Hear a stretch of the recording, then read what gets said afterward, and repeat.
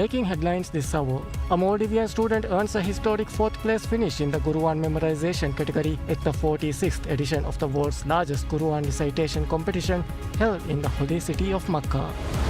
The Minister of Finance and Public Enterprises Hassan Zarir tells Parliament that the systematic settlement of state debt is already paying dividends in the form of heightened investor confidence. Minister of Health, Family and Welfare Gila Ali says the government is setting its tobacco control targets through broad consultation, technical studies and established evidence to ensure its measures produce results.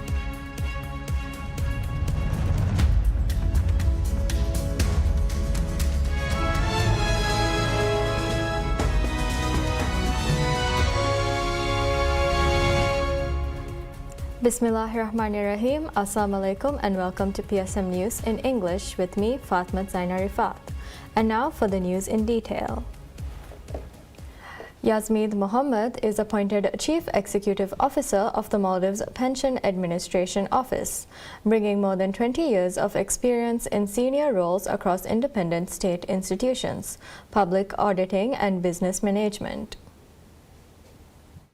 Most recently, Yazmeed served as Vice President and Commissioner of the Judicial Service Commission, JSC. During his tenure, he also served as Secretary of the committee responsible for reviewing disciplinary matters involving judges, as well as a member of the Judicial Academy Advisory Board and the committee responsible for evaluating judges. Before joining the JSC, Yazmeed served as a Commissioner of the Anti-Corruption Commission, ACC, from 2014 to 2019. In that role, he investigated corruption cases, reviewed governance practices at institutions, and led major anti-corruption initiatives. His career in public service began at the Auditor General's office, where he worked for 10 years. Alongside his professional experience, Yazmeed is a member of the Association of Chartered Certified Accountants, ACCA, and holds a Master of Business Administration, MBA, from Open University, Malaysia. He also holds a Bachelor of Science in Applied Accounting with first-class honors from Oxford Brookes University in the United Kingdom, and is a member of the Institute of Chartered Accountants of the Maldives, CA Maldives. The Maldives Pension Administration Office administers and manages the Maldives Retirement Pension Scheme and basic pension for elderly citizens. Since its establishment, the Pension Office has remained one of the largest institutional investors in the Maldives. The net asset value of the fund it currently manages stands at approximately $1.81 billion. The Pension Office currently manages pension funds for more than 107,000 members while providing basic pension payments to more than 25,000 elderly citizens living across the Maldives. The Maldives and Saudi Arabia holds discussions on organizing an international Quran competition in the Maldives. The discussions took place during a meeting between Minister of Islamic Affairs and Endowments Dr. Muhammad Shahim Ali Saeed and Saudi Arabia's Minister of Islamic Affairs, Dawah and Guidance Dr. Abdul Latif bin Abdul Aziz Al Sheikh as part of Minister Shahim's ongoing official visit to Saudi Arabia. Minister Shahim is visiting Saudi Arabia at the special invitation of Minister Dr. Abdul Latif. During the visit, Minister Shahim discussed with his Saudi counterpart a number of initiatives aimed at advancing Islamic affairs in the Maldives. He said that during the meeting, he had requested Saudi Arabia's support for holding an international-level Quran competition in the Maldives. He added that the discussions had also been held on making the competition an annual event. Minister Shahim also expressed his appreciation for the close relations maintained by Saudi Arabia with the Maldives. He highlighted the support and assistance provided to the Maldives by the custodian of the two holy mosques, Saudi King Salman bin Abdul Aziz Al Saud, and Crown Prince and Prime Minister Mohammed bin Salman Al Abdul Aziz Al Saud, as well as their efforts to strengthen the brotherly ties between the two countries. In addition, Minister Shahim thanked the Saudi Minister of Islamic Affairs for his invitation and the warm welcome extended to him. He also expressed gratitude for the assistance and cooperation provided by Saudi Arabia in strengthening ties between the Islamic ministries of the two countries and the efforts to advance Islam. In a post shared on social media regarding the visit, Minister Shahim said he hoped the two countries would enjoy further prosperous days together. He also expressed hope that under the current guidance and direction of the current Saudi King and Crown Prince, and during the administration of President Dr. Mohamed Muiz, relations between the two countries would continue to grow stronger. The Maldives and Saudi Arabia have long maintained close relations, in addition to Saudi Arabia's support for the development of religious affairs in the Maldives. The Saudi government continues to facilitate easier and more convenient arrangements for Maldivians undertaking Hajj. The Maldives and Saudi Arabia formally established diplomatic relations on 17 March 1981. Saudi Arabia remains a country that continues to provide assistance to the Maldives across a range of areas, including financial and other forms of support aimed at promoting the country's development. A Maldivian student earns a historic fourth-place finish in the Quran memorization category at the 46th edition of the world's largest Quran recitation competition, held in the holy city of Makkah. Al-Hafiza Fatmat Shaya Zahir, representing the Maldives, was announced among the top 4 contestants out of participants from 133 nations, securing a prize of 170 Saudi riyals. The competition, described by the Minister of Islamic Affairs and Endowments, Dr. Muhammad Shahim Ali Saeed, is the largest Quran recitation competition in the world, concluded with a special ceremony at the Grand Mosque, Masjid Al-Haram. The event was attended by Deputy Emir of Makkah, Prince Saud bin Mishal bin Abdul Aziz, Saudi Minister of Islamic Affairs Dr. Abdul Latif Al-Sheikh, and Imam of the Grand Mosque, Sheikh Dr. Abdul Rahman Al-Sudais, who joined Minister Shahim as a special guest. In a social media post, Minister Shahim praised the achievement, stating that a participant representing the Maldives winning a position in this competition is a great honor for the nation. He also noted that this year marked the first time a female category was included, underscoring the competition's evolving inclusivity. After the ceremony, Minister Al-Sheikh met with Shaya and her parents, offering congratulations and encouragement for her continued dedication to Quran memorization. The Minister of Finance and Public Enterprises, Hassan Zarir, tells Parliament that the systematic settlement of state debt is already paying dividends in the form of heightened investor confidence. Speaking in response to a query from former South MP Ibrahim Hussain, Minister Zaril highlighted the landmark repayment of the $500 million sukuk issued by the previous administration in 2021. That was the largest single tranche that have been cleared to date, where the full principal and the $24.68 million coupon was paid in April without the need for additional borrowing. The minister explained that the $500 million payoff, together with a cumulative debt reduction of $616 million since the incumbent government took office, signals fiscal discipline that is beginning to reshape the Maldives' credit profile. According to the minister, the ongoing debt service commitments, now supported by a budget allocation of $837 million for this year, have restored trust among international investors. He noted that several prospective investors are already meeting with government officials, expressing a positive outlook on the Maldives and intend to make large-scale investments. Minister of Health, Family and Welfare Gila Ali says the government is setting its tobacco control targets through broad consultation, technical studies and established evidence to ensure its measures produce results. The minister made the remarks while opening a stakeholder consultation meeting on the then Huttala tobacco cessation campaign, where she outlined the government's approach to building a society protected from tobacco. Minister Gila said the current government is giving greater priority than any previous government to protecting society from the tobacco epidemic. As part of these efforts, the government has already taken several major decisions and is implementing measures towards achieving its goal. These measures include the generational tobacco ban and free cessation services across all islands.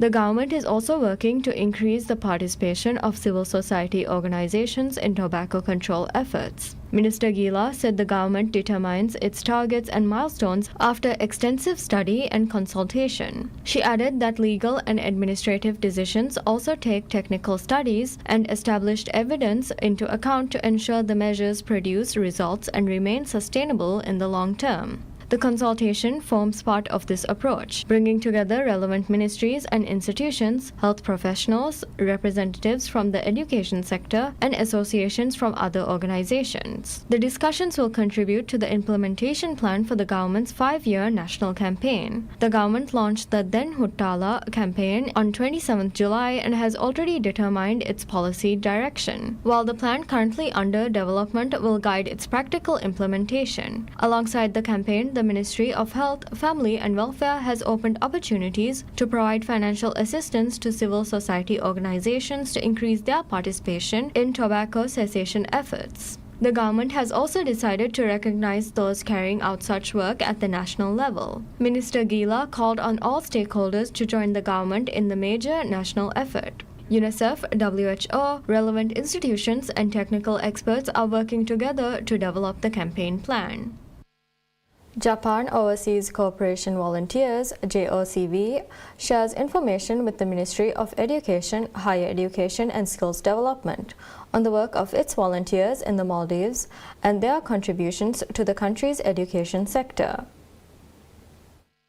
JOCV shared the information during a meeting with State Minister of Education, Higher Education and Skills Development, Dr. Ahmed Mohammed, at the ministry. The discussions focused on the activities carried out by JOCV volunteers across the country and the support they provide to the education sector. 6 JOCV volunteers currently work at schools and education institutions across the Maldives. They serve at Ra Huladufaru School, La Myrtle Education Center, Nelladu School, Alif Dalu Atoll Education Center, Afifuddin School, and the Department of Inclusive Education. Their work forms part of JOCV program, which has operated in the Maldives since 1982. More than 370 volunteers have served in different sectors across the country through the program, making significant contributions to Maldivian communities. The program resumed after the global COVID-19 pandemic interrupted its activities. Since its resumption, volunteers have supported the education of children with disabilities and contributed to health and sports activities at schools on different islands, including handball, baseball, and athletics. JOCV has also supported the development of practical skills by teaching music, handicrafts, and cooking. During the meeting, State Minister Dr. Ahmed thanked JOCV for the benefits the program brings to the Maldives education sector and for the valuable services its volunteers provide. He also assured JOCV of the ministry's continued support. Ambassador of Japan to the Maldives, Ishigami Rumiko, and a resident representative of the Japan International Cooperation Agency, JICA, Maldives office Takemoto attended the meeting. Senior officials from the Embassy of Japan, JICA, and the Ministry of Education, Higher Education and Skills Development also took part.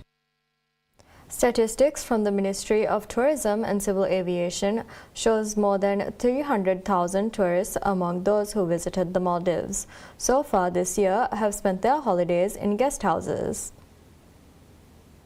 The latest official statistics published by the Ministry of Tourism and Civil Aviation show in total 1,379,151 tourists have arrived in the country so far this year. This inbound volume represents a 3.9% decrease compared with the total of 1,435,661 tourist arrivals recorded during the corresponding period last year. Resorts remain the primary accommodation choice for inbound travelers, hosting 992,462 visitors, while local guest houses accommodated 300,469 guests and hotels registered 31,723 arrivals. A detailed breakdown of accommodations shows. An additional 25,207 tourists spent their holidays on safari vessels. Among the international source markets driving these arrivals, China constitutes the leading origin of visitors. Ministry records document specifically, China leads the market with 250,437 arrivals, followed by Russia with 198,748 visitors and the United Kingdom with 105,785 tourists. This distribution of travelers comes as the government pursues a targeted national campaign to expand local guest house businesses across the country.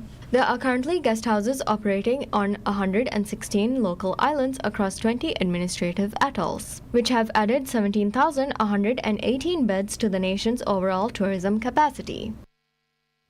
The Maldives Customs Service and the customs authorities of 3 regional countries signed an agreement to share information on goods before vessels carrying those goods arrive at their respective ports, in a move aimed at speeding up the clearance of imports and exports. The agreement was signed during the 14th meeting of the Customs Group of South Asian Association for Regional Economic Cooperation, SAARC. The meeting was hosted by Maldives Customs Service this year, brought together customs authorities from the Maldives, Bhutan, Bangladesh, and Nepal, which agreed to strengthen cooperation. The agreement was signed on behalf of the Maldives by Commissioner General of Customs Fatma Diana, Minister of Homeland Security and Labour and Technology Ali Ihsan, and Asian Development Bank Principal Regional Cooperation Specialist for South Asia, Dr. Yurendra Basnet, also attended the ceremony. Under the agreement, a system will be established through which information on goods being imported or exported between the 4 countries can be shared with the customs authority of the country where the vessel carrying the goods is due to arrive before the vessel reaches port. The system is expected to facilitate trade between the countries and speed up the clearance of goods by customs authorities. The Maldives Customs Service said the agreement represents a significant step towards strengthening regional cooperation, connecting customs authorities, and improving coordination. It said the agreement would enable authorities to obtain comprehensive information about goods before they arrive, facilitate enforcement of laws and regulations, and strengthen coordination at border points. Customs officials said the agreement would help address delays faced by businesses in receiving goods at border points and reduce the costs associated with transporting and handling cargo. The Customs Service added that the agreement would strengthen supply chain security, accelerate trade between the countries, and ultimately benefit businesses engaged in cross-border commerce. The 14th meeting of the Customs Group of South Asian Association for Regional Economic Cooperation is held from August 19th to 20th. State Trading Organization STO introduces the V-Scan range of portable ultrasound scanners newly launched by globally renowned medical technology company GE Healthcare to the Maldivian market.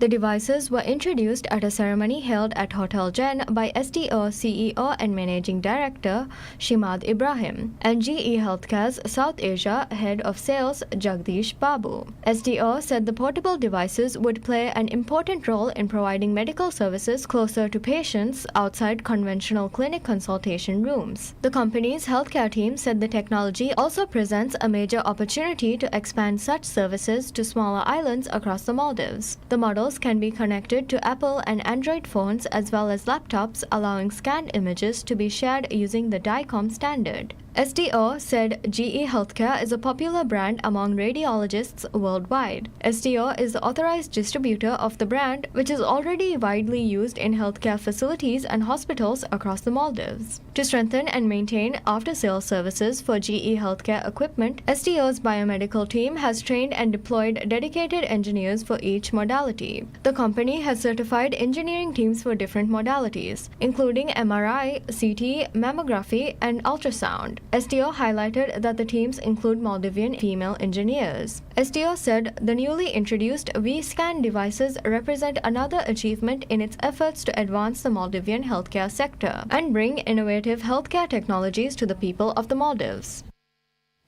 Public Service Media, PSM, and Maldives Innovation and Digital Company, Mindco, signs an agreement to support the National Digital for All campaign. PSM Managing Director Ahmad Shakib signed the agreement on behalf of PSM, while Mindco Managing Director Saida Umar signed on behalf of Mindco. The 3-year agreement between Mindco and PSM aims to facilitate the nationwide implementation of the campaign. Under the agreement, PSM will serve as the official exclusive media partner for the Digital for All campaign. Through television, radio, and digital platforms, PSM will provide the campaign with news coverage, interviews, awareness-raising information, and programs. Speaking about the agreement, Mindco's managing director, Saida, said it is linked to the Digital for All campaign, launched in July to advance the country's digital transformation under the government's Maldives 2.0 agenda. She said the agreement would enable Mindco to receive PSM support in implementing the campaign across the Maldives. PSM Managing Director Shakib said that as Maldives moves towards digitalization, ensuring that everyone has access to digital literacy is very important. He said PSM would provide support and cooperation under the agreement to raise public awareness and provide information related to digitalization. Digital for All is a national campaign under the Maldives 2.0 digital transformation agenda, scheduled to run from 2026 to 2028. The campaign aims to familiarize people with digital tools and artificial intelligence (AI). Through the campaign, residents across the Maldives will be taught the knowledge and skills needed to use digital services and AI tools safely, responsibly, and appropriately. Under the agreement, Mindco will provide the campaign with technical expertise, information, and educational materials, as well as facilitate its activities. The partnership brings together Mindco's technical capabilities and PSM's extensive media network to increase digital and AI awareness across the Maldives.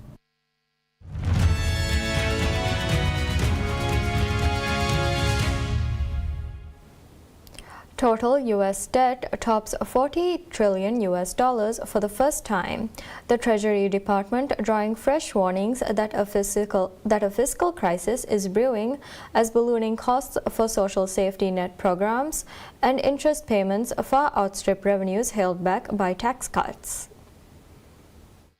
The Treasury's latest daily cash and debt balances statement showed total public debt outstanding at $40.047 trillion, a total that includes Treasury securities held by the public of $32.266 trillion and intragovernmental debt holdings of $7.782 trillion. Michael Peterson, chairman and CEO of the Peter G. Peterson Foundation, attributed the growing debt partly to an aging population, rising healthcare costs, and tax policies that do not generate enough revenue to meet federal spending commitments. Debt service costs exceeded Pentagon spending for the first time in fiscal 2025. In the first 10 months of fiscal 2026, interest costs surpassed Medicare spending to become the second largest federal budget item after Social Security. Peterson said the government would need to refinance about $13 trillion in treasuries over the next year, including about $2 trillion in new borrowing to fund the deficit. He said heavy government borrowing contributed to higher mortgages, car loans, and credit card rates.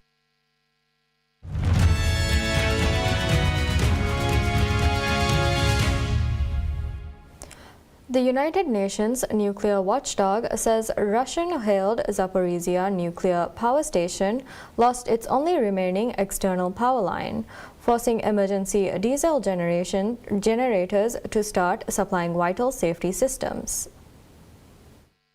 The International Atomic Energy Agency, or IAEA, said on X that initial assessment indicated the damage was located on the northern bank of the Dnipro River, and technicians were unable to determine the outrageous cause due to military activity. Russian forces seized the station, Europe's largest with 6 reactors, in the first weeks of their February 2022 full-scale invasion of Ukraine, and each side has since regularly accused the other of actions compromising nuclear safety.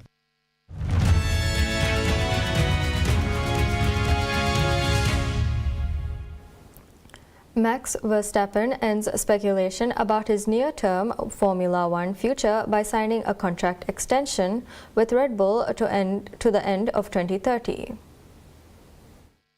The 28-year-old four-time world champion already had a contract to the end of 2028, but with performance-related break clauses offering a potential way out should the team fail to meet his expectations and provide a winning car. Such clauses were believed to have been triggered already this season, according to Dutch media reports. Red Bull are currently 4th overall and Verstappen 6th in the standings, 110 points behind Mercedes' Kimi Antonelli after 11 races this season and ahead of his home Grand Prix this weekend. The Dutch driver had been linked in media speculation to both McLaren, who have signed his race engineer Giampiero Lambiase from 2028 at the latest, and championship leaders Mercedes. Team boss Laurent Mekies said very few partnerships in sport had achieved what Verstappen and Red Bull had done, and the extension was rooted in trust.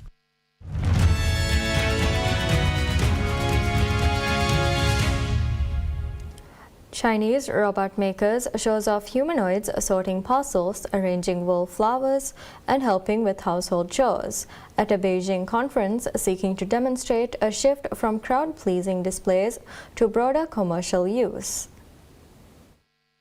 For years, visitors at the World Robot Conference came to watch humanoid robots dance, play instruments, or box in the ring. However, this year, the excitement lies in turning the humanoid hype into useful work. Beyond factory floors, another visitor, Caroline Zhang, expressed growing optimism regarding domestic applications, particularly in home care and elder care, where China's shifting demographics are driving demand for automation. More than 300 mostly domestic companies are attending the World Robot Conference, which runs through Sunday on August 23rd, displaying over 2,000 exhibits and launching more than 150 products, according to organizers. The event comes amid a surge of investor interest in humanoids, a potential new source of industrial growth for China, and an arena of technological competition with the United States.